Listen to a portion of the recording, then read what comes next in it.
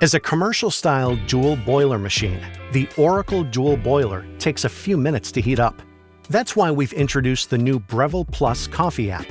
Simply download the app, connect it to your machine so you can power it on remotely, and have it ready to make a coffee when you are. There are also a few simple actions you should perform as a regular habit before and after each coffee-making session on your Oracle Dual Boiler. Doing so means less effort later on. Let's start with the group head purge. First, take the portafilter out of the group head. Double-tap the brew icon to purge and get your brew water to the right temperature.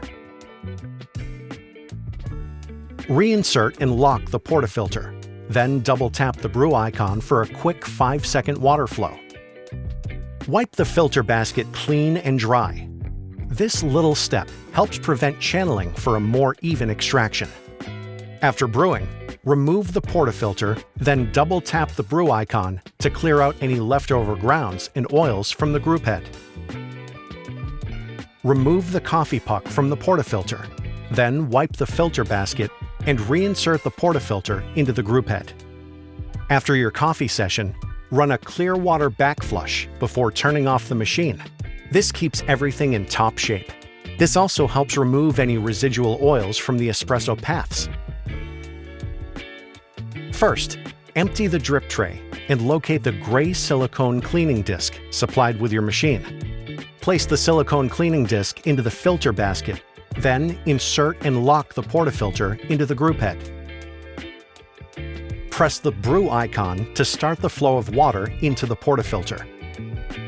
After around 20 seconds, stop the shot, which discharges water back into the drip tray. Do this 3 or 4 more times, and your clear water backflush is complete.